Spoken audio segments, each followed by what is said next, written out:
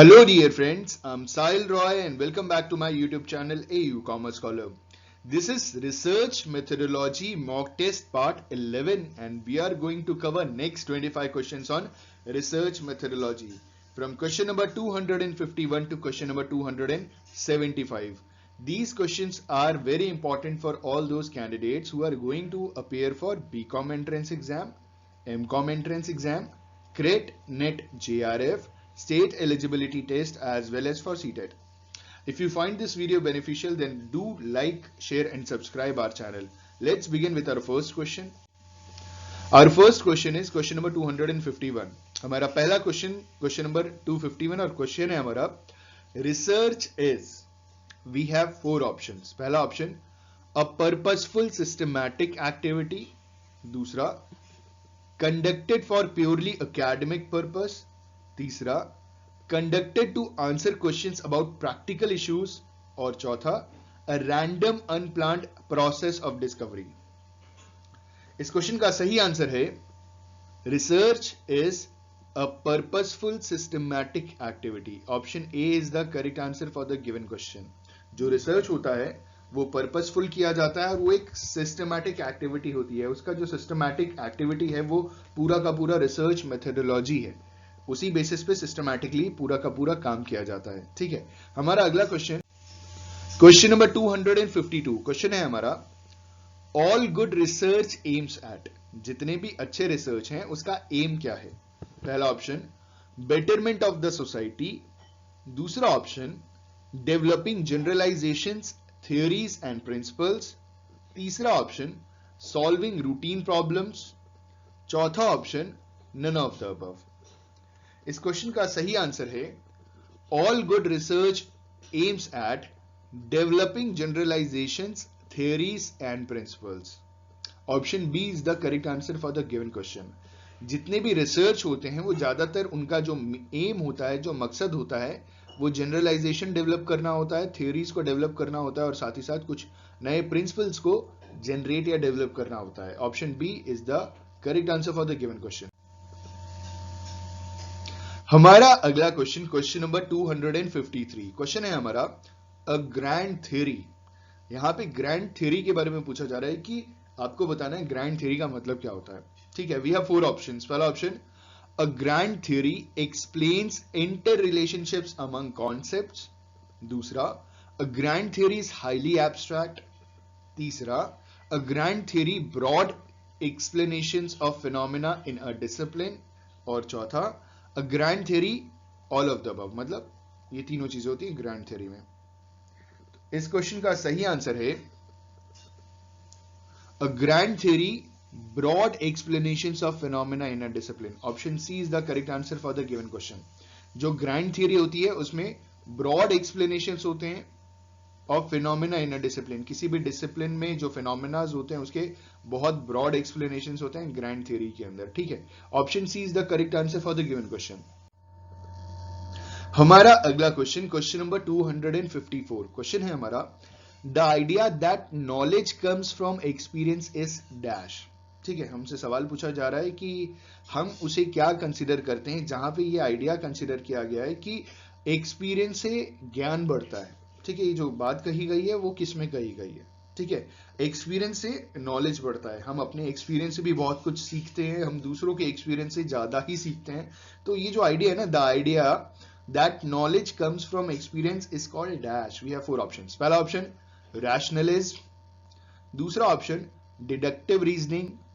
तीसरा option logic और चौथा ऑप्शन एम्पिरिसिज्म. इस क्वेश्चन का सही आंसर होगा the idea that knowledge comes from experience is called empiricism. Option D is the correct answer for the given question. Empiricism का मतलब भी यही होता है. ठीक है. एक्सपीरियंस से नॉलेज बढ़ाना is empiricism. Option D is the correct answer for the given question. हमारा अगला क्वेश्चन नंबर 255. क्वेश्चन है हमारा a theory is defined as. सवाल पूछ रहे हैं कि a theory is defined as. We have four options. पहला option a theory is defined as a set of systematically related statements.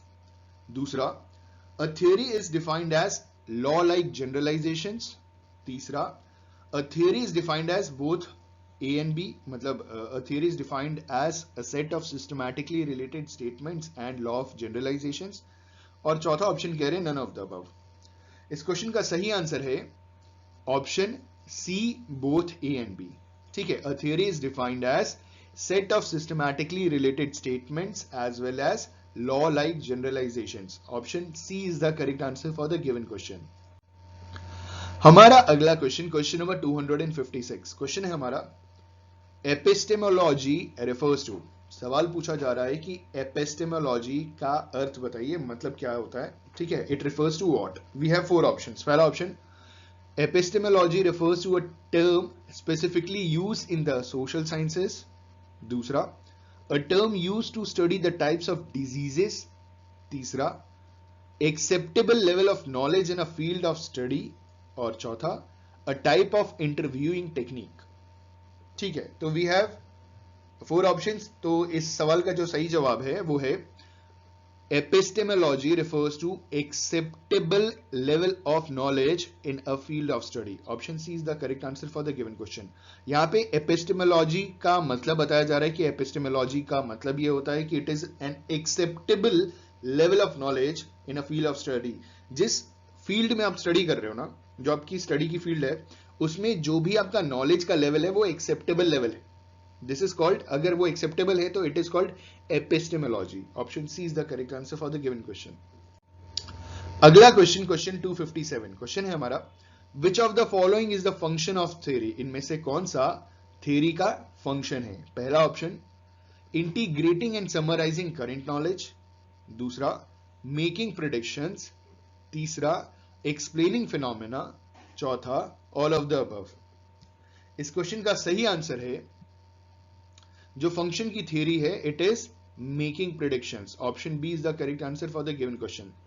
एक बहुत इंपॉर्टेंट थियरी जो फंक्शन की है वो है मेकिंग प्रेडिक्शंस. वैसे अगर हम आपको जानकारी दें कि जो थियरी है वो बेसिकली 3 पार्ट में डिवाइड की गई है. मतलब functions of theory basically 3 part में डिवाइड है. पहला कह रहे हैं कि theory logically consist of concepts, assumptions and generalizations. ठीक है. दूसरा कह रहे हैं the major functions of theory is to describe, explain and predict behaviour. तीसरा कह रहे हैं theory is heuristic for it stimulates and guides the further development of knowledge. तो आपने देखा कि इसमें मेकिंग प्रेडिक्शन भी आता है. ऑप्शन बी एकदम सही जवाब है. हमारा अगला क्वेश्चन, क्वेश्चन नंबर 258. क्वेश्चन है हमारा, which of the following term explains the idea that knowledge comes from experience. ठीक है, अभी कुछ समय पहले यही सवाल थोड़ा घुमा के पूछा गया था. अगर आपने ध्यान दिया होगा तो आप आंसर कर सकते हैं. सवाल पूछा जा रहा है कि इनमें से कौन सा टर्म हमें ये एक्सप्लेन करता है that the idea that knowledge comes from experience. ये आइडिया कि हमें जो नॉलेज है वो एक्सपीरियंस से आया, मतलब हमारे पास जितनी जानकारी है वो हमें एक्सपीरियंसेस से सीखने को मिली है. इसे हम क्या टर्म देते हैं. पहला ऑप्शन, रैशनलिज्म. दूसरा, एम्पेरिसिज्म. तीसरा, लॉजिक. चौथा, डिडक्शन. इस क्वेश्चन का सही आंसर है, the term which explains the idea that knowledge comes from experience is called empiricism. Option B is the correct answer for the given question. हमारा अगला question, question number 259. Question है हमारा, in every field research pursuits promote systematically and gradual advancement of knowledge, but discoveries are rare because. ठीक है, इसके 4 options हैं. पहला option है, result is a continuous critical investigation. दूसरा, it is not common to be able to think beyond a grooved channel. तीसरा, sustained experimental work needed for discovery is not easily forthcoming. और चौथा, most people lack the depth of knowledge needed for it. तो सवाल था कि हर field में जो research pursuits हैं वो प्रमोट क्या करते हैं, सिस्टमैटिक और ग्रेजुअल एडवांसमेंट ऑफ नॉलेज, लेकिन डिस्कवरीज की बात नहीं होती. But discoveries are rare because हम जब भी रिसर्च करते हैं तो डिस्कवरीज बहुत कम होती है. ठीक है, लेकिन चीजें क्या प्रमोट की जाती है कि आप systematically gradual advancement of knowledge की बात ज्यादा की जाती है. हम ये नहीं कहते कि आप चीजों को डिस्कवर करो. बात ये होती है रिसर्च में कि आप सिस्टमैटिकली किसी चीज को स्टडी कीजिए, उसमें एडवांस नॉलेज लेकर के आइए. इसके पीछे रीजन क्या है ठीक है, इस क्वेश्चन का सही आंसर है option D, reason most people lack the depth of knowledge needed for it, क्योंकि ज्यादातर लोगों के पास जानकारी नहीं है। वैसे भी आप बहुत अच्छी तरीके से जानते हैं, अगर रिसर्च मेथोडोलॉजी आप पढ़ रहे हैं तो बहुत सारे ऐसे लोग आपको जरूर मिलेंगे जिनके पास प्रॉपर जानकारी नहीं है, और पूरी तरीके से, मैं एक और शब्द का प्रयोग करूंगा कि पूरी तरीके से रिसर्च मेथोडोलॉजी की डीप नॉलेज नहीं है। ज्यादातर लोग मुझे भी मिले, बहुत कंफ्यूज मिले, मतलब रिसर्च मेथोडोलॉजी से रिलेटेड हर एक इंडिविजुअल सही आंसर नहीं कर पाता है क्योंकि लैक ऑफ नॉलेज है। ठीक है, तो इस क्वेश्चन का सही आंसर है ऑप्शन डी। हमारा अगला क्वेश्चन, क्वेश्चन नंबर 260, क्वेश्चन है हमारा मेटाफिजिक्स मीन्स। सवाल पूछा जा रहा है मेटाफिजिक्स का मतलब बताइए। We have 4 options. पहला option a branch of physics, दूसरा exploring the nature of ultimate reality, तीसरा फिजिक्स ऑफ मेटल्स, और चौथा फिजिक्स ऑफ वेदर। इस क्वेश्चन का सही आंसर है metaphysics means exploring the nature of ultimate reality. Option B is the correct answer for the given question. हमारा अगला question, question number 261, question है हमारा which of the following statement is not correct? I repeat, इनमें से कौन सा statement सही नहीं है? पहला option a researcher is expected to be a well read person, दूसरा one research gives birth to another research, तीसरा all researchers contribute to existing knowledge, और चौथा a good researcher is a nice person. इस question का सही answer है option D, a good researcher is a nice person. ये correct नहीं है। जरूरी नहीं है सारे रिसर्चर्स बहुत अच्छे इंसान हो, ठीक है, और अच्छाई की डेफिनेशन क्या होती है, ठीक है, नाइस पर्सन की डेफिनेशन क्या होती है, पहले वो क्लियर होगा तभी तो पता चलेगा। और इन स्टेटमेंट के हिसाब से विच of the following statement is not correct, इन्होंने बोला कि जितने भी अच्छे रिसर्चर होते हैं वो अच्छे इंसान होते हैं, ठीक है। A good researcher is a nice person, जरूरी नहीं है, ठीक है, not always. Option D is the correct answer for the given question. लेकिन ऊपर की तीनों चीजें एप्लीकेबल होती है एक अच्छे रिसर्चर के लिए, ठीक है। अगला क्वेश्चन, क्वेश्चन नंबर 262, क्वेश्चन है हमारा which of the following is defined as a systematic method of evaluating systematic data based on the results of several independent studies of the same problem। इन्होंने बोला 4 options दिए और कहा जा रहा है कि सेम प्रॉब्लम के ऊपर जो इंडिपेंडेंट स्टडीज की गई है, अलग अलग जो रिजल्ट निकला है, उसका जो सिस्टमैटिक इवैल्यूएशन है ना डेटा का, उसे हम क्या कंसीडर करते हैं, उसके मेथड को क्या कंसीडर करते हैं, ठीक है। मतलब आप समझ गए होंगे कि which of the following is defined as a systematic method of evaluating systematic data based on the results of several independent studies of the same problem. पहला ऑप्शन है फैक्टर एनालिसिस, दूसरा ऑप्शन है मेटा एनालिसिस, तीसरा option है systematic analysis, और चौथा option है none of the above. इस क्वेश्चन का सही आंसर है option B, meta analysis. Meta analysis is defined as the systematic method of evaluating systematic data based on the results of several independent studies of the same problem। ये एक हिसाब से Meta analysis की एक परिभाषा, एक definition है, ठीक है, डिफाइन। हमारा अगला क्वेश्चन, क्वेश्चन नंबर 263, क्वेश्चन है हमारा the quality of a research study mainly evaluate on the basis of. जो क्वालिटी है ना रिसर्च स्टडी की, वो किस बेसिस में मेनली इवैल्यूएट की जाती है? पहला option the place of publication, दूसरा the manner in which the recommendations are implemented, तीसरा the rigor with it was conducted, और चौथा none of the above। इस क्वेश्चन का सही आंसर है the quality of a research studies mainly evaluated on the basis of the rigor with it was conducted। Option C is the correct answer for the given question। हमारा अगला question, question number 264, question है हमारा the quality of research is judged bye. जो quality है ना research का, वो किस बेसिस पे हम जज करते हैं? We have 4 options. पहला ऑप्शन रिलेवेंस ऑफ रिसर्च, दूसरा methodology adopted in conducting the research, तीसरा डेप्थ ऑफ रिसर्च, और चौथा एक्सपीरियंस ऑफ रिसर्चर। इस क्वेश्चन का सही आंसर है, हमेशा याद रखिएगा कि एक अच्छा रिसर्च, किसी भी रिसर्च की जो क्वालिटी जज की जाती है ना, वो सबसे पहले क्या देखी जाती है? The methodology adopted in conducting the research. आपकी मेथोडोलॉजी अच्छी है, आपका रिसर्च बहुत अच्छा होगा। आपकी मेथोडोलॉजी सही नहीं है तो रिसर्च एवं ही हो गया, मतलब फिर वो रिसर्च अच्छा नहीं हुआ। Option B is the correct answer for the given question. अगला क्वेश्चन, क्वेश्चन नंबर 265, क्वेश्चन है हमारा, one of the following is not a quality of a researcher. इनमें से कौन सा एक रिसर्चर की क्वालिटी नहीं होती?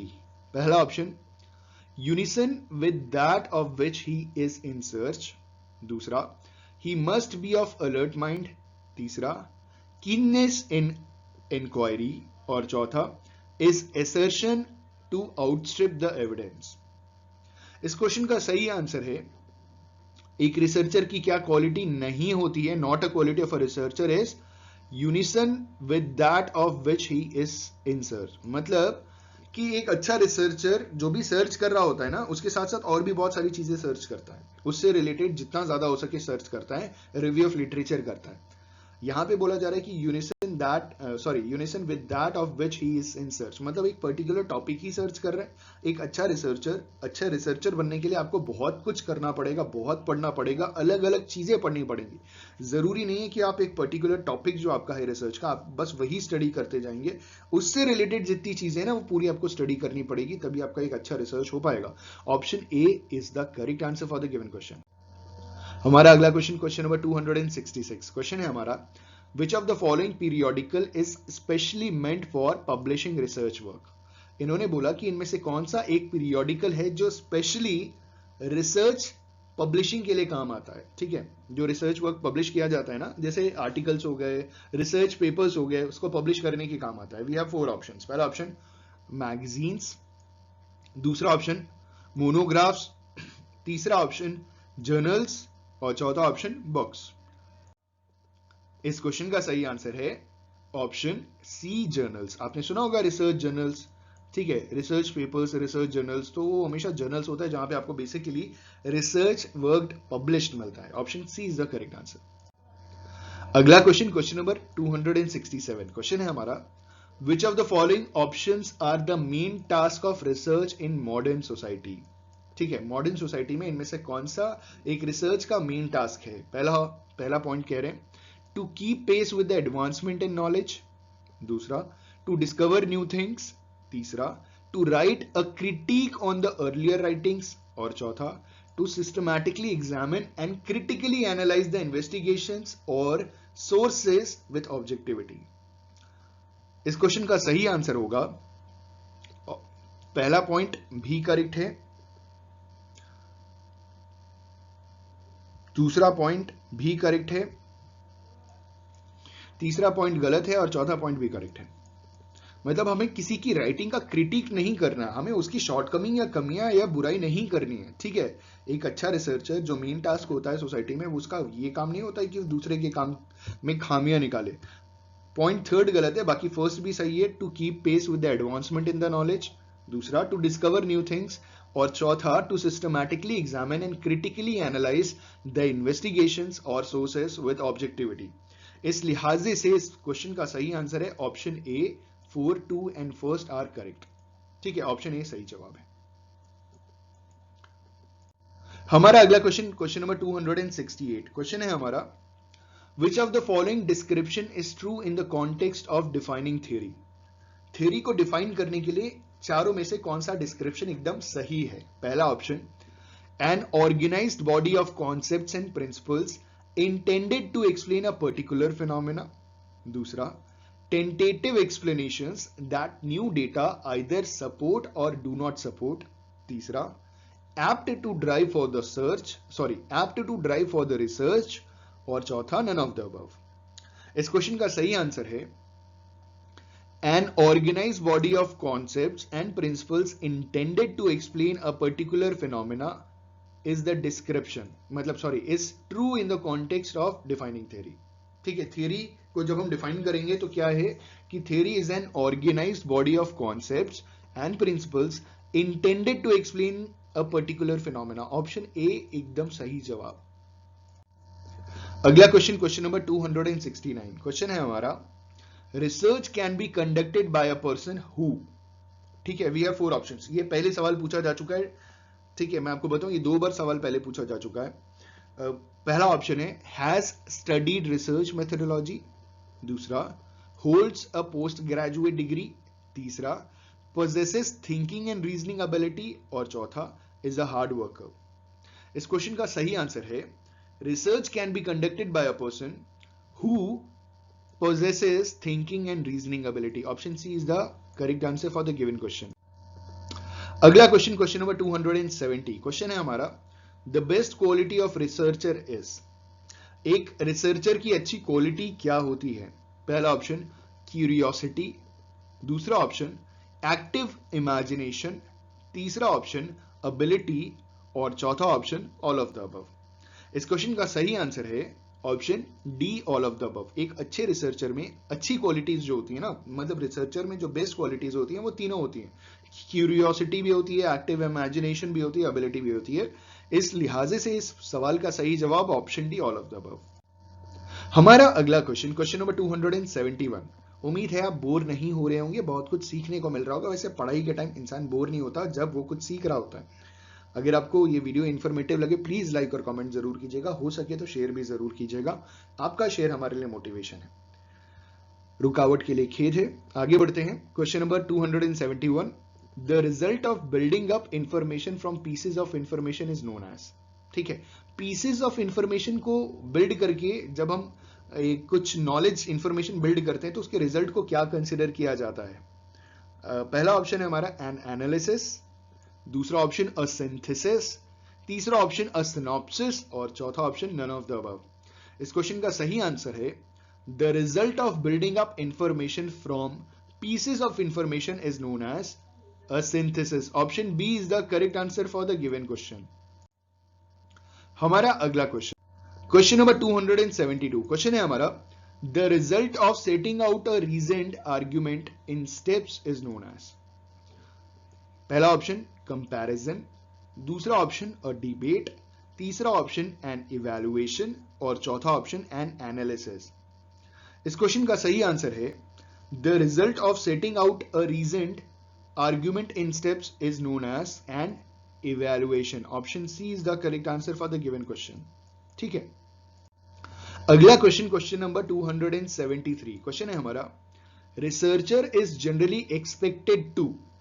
ठीक है, वी हैव फोर ऑप्शंस. पहला option study the existing literature in a field, generate new principles and theories, synthesises different ideas और चौथा नन ऑफ द अबव. इस क्वेश्चन का सही आंसर है